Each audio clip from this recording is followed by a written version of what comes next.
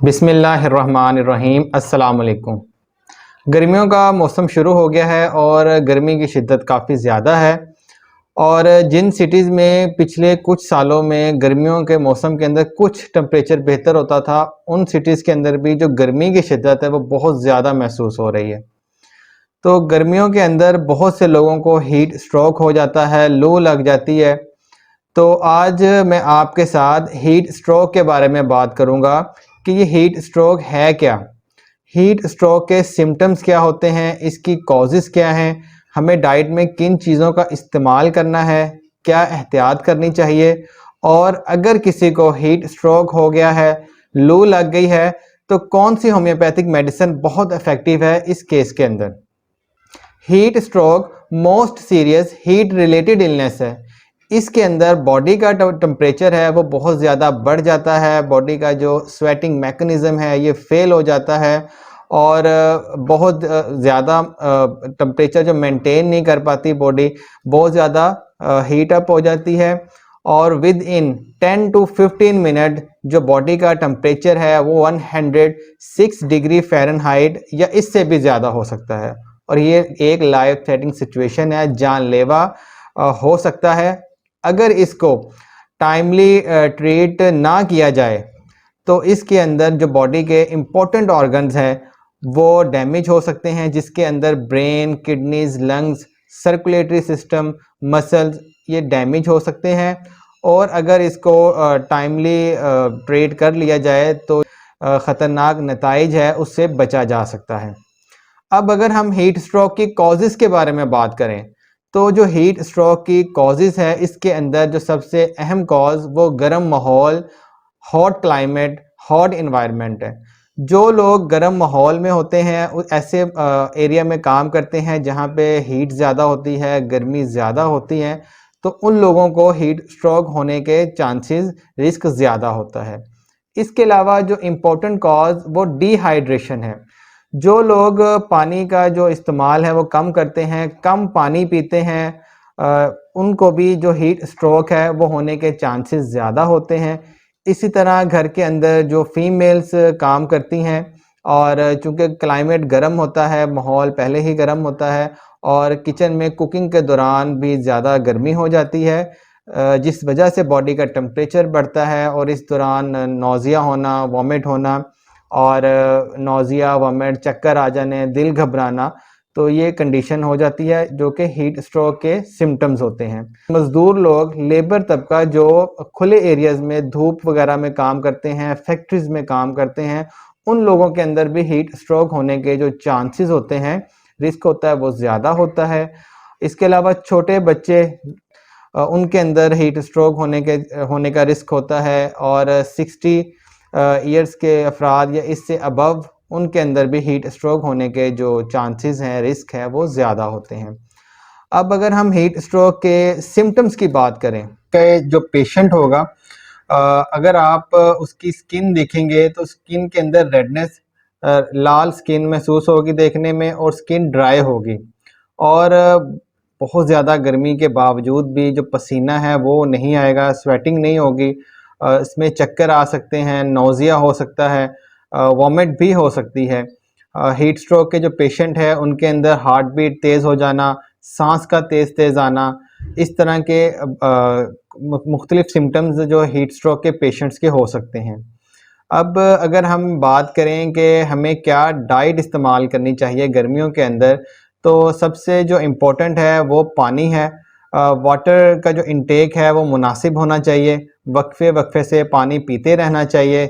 इसके अलावा आप फालसे का शरबत पी सकते हैं, गन्ने का रस पी सकते हैं, सत्तू के पानी का इस्तेमाल कर सकते हैं।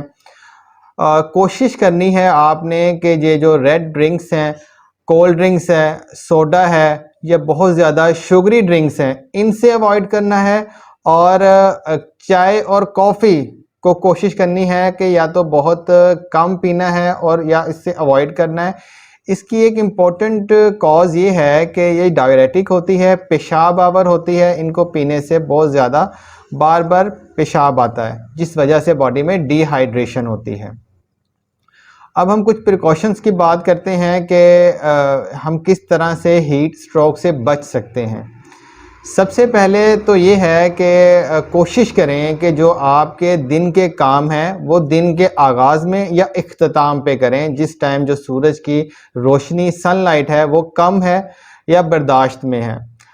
जो लोग बाइक पे सफ़र करते हैं कोशिश करें कि सर को किसी बारीक कपड़े से कवर कर लें, दस्तानों का इस्तेमाल करें, फुल बाजू कपड़ों का इस्तेमाल करें, लाइट कलर के कपड़े पहने, कॉटन का कपड़ा पहन सकते हैं। हो सके तो पानी की बोतल करीब रखें, पानी भी पीते रहें। और जो मज़दूर तबका है जो ज़्यादा इस रिस्क में होता है, जिनको ये हो सकता है हीट स्ट्रोक, तो वो कोशिश करें अगर पॉसिबल हो सके या जिनके अंडर वो काम करते हैं वो इस चीज़ का ख्याल रखें कि उनके काम वाली जगह के ऊपर सायादार जगह का इंतज़ाम हो, पानी का इंतज़ाम करें। और अगर किसी को कुछ सिम्टम्स आते हैं हीट स्ट्रोक के रिलेटेड तो शावर ज़रूर लें, आराम करें और जो एक्स्ट्रा क्लॉथ्स हैं उनको रिमूव कर दें। अगर आपको हीट स्ट्रोक का कोई पेशेंट मिलता है तो इसमें यह है कि आप किस तरह उसकी हेल्प कर सकते हैं, किस तरह उसकी जान बचा सकते हैं। अगर आपको किसी पेशेंट के अंदर रास्ते में कोई हीट स्ट्रोक के सिम्टम्स नज़र आते हैं तो सबसे पहले आपने ये करना है कि जो धूप वाली जगह में सनलाइट के एरिया में अगर वो है उसको सबसे पहले आपने ठंडी जगह पे छाँव में लाना है और जो उसके एक्स्ट्रा कपड़े हैं उनको रिमूव करना है। अगर वो पानी पीने की कंडीशन में है तो उनको आपने पानी पिलाना है। पानी अगर उनके ऊपर डाल सकते हैं पानी डाल दें, बर्फ़ मिलती है तो उसको गर्दन के करीब बगल के नीचे रख कर उनका जो टेम्परेचर है उसको रिड्यूस करना है। और कोशिश करनी है सबसे पहले कि आपने 1122 पे कॉल करनी है और इसके साथ आपने ये उनकी हेल्प इस तरह से आप कर सकते हैं। अब मैं आपके साथ बात करता हूँ कि कुछ होम्योपैथिक रेमेडीज़ हीट स्ट्रोक के लिए बहुत इफ़ेक्टिव है, लेकिन आज मैं आपके साथ सिर्फ एक होम्योपैथिक रेमेडी के बारे में बात करूँगा जो हीट स्ट्रोक के लिए बहुत इफ़ेक्टिव है। हीट की वजह से आप अगर बाहर निकलते हैं और सर में बहुत ज़्यादा दर्द है या सर बहुत ज़्यादा गर्म हो जाता है हेड आपका, तो इसके अंदर ये मेडिसिन बहुत इफ़ेक्टिव है। इस मेडिसिन का नेम है ग्लोनाइन। इसके अलावा अगर बाहर निकले हैं, बहुत ज़्यादा तेज़ सनलाइट है और आँखों के अंदर रेडनेस महसूस होती है या आपकी जो आँखें हैं इनमें ड्राइनेस हो जाए, आँखें चिपकने लग जाए, तो इसके अंदर भी ग्लोनाइन बहुत इफ़ेक्टिव है। मुँह में ड्राइनेस हो जाए, पानी पीने के बावजूद गर्मी से आप आए हैं, गर्मी लगने की वजह से, लू की वजह से या हीट स्ट्रोक की वजह से आप पानी पीते हैं उसके बावजूद जो आपका मुंह है वो खुश्क हो जाता है, ड्राइनेस हो जाती है, तो ग्लोनाइन बहुत इफ़ेक्टिव मेडिसिन है। इसके अलावा अगर हार्ट बीट तेज़ हो जाती है तो इसके अंदर भी ग्लोनाइन बहुत इफ़ेक्टिव है। सांस लेने में तंगी है, आपकी ब्रीदिंग ठीक से नहीं हो पा रही, तो इसमें भी बहुत इफ़ेक्टिव मेडिसिन है ग्लोनाइन। गर्मियों के अंदर कोई भी प्रॉब्लम हीट स्ट्रोक से हो जाए या लू लगने से हो जाए तो इन सब के अंदर ग्लोनाइन बहुत इफ़ेक्टिव मेडिसिन है। अब आपने इसको इस्तेमाल किस तरह करना है? इस्तेमाल आपने ऐसे करना है कि जो 4 ड्रॉप्स है वो डायरेक्ट आपने अपनी ज़ुबान पे डालने हैं या आप जिस तरह सिरप पीते हैं 1 टेबल स्पून पे आप 4 ड्रॉप्स डाल के कुछ पानी उसमें ऐड करके पी सकते हैं।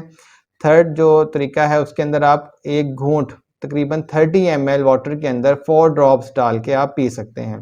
इसको इस्तेमाल आपने इस तरह करना है और इसकी जो डोज़ आपने लेनी है, अगर आप दोपहर को इसकी डोज़ लेते हैं, 1 डोज़ आपने शाम में ले लेनी है।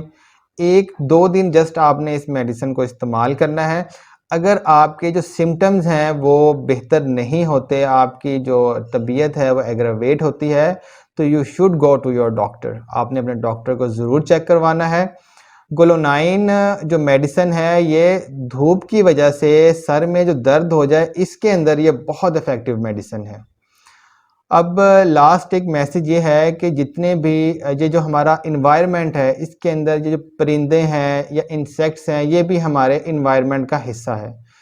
कोशिश करें हो सके पॉसिबिलिटी हो छाँवदार जगह के अंदर आप पानी का इंतज़ाम कर लें ताकि जो परिंदे हैं वो भी इस गर्मियों के मौसम के अंदर उस पानी से फ़ायदा उठा सकें।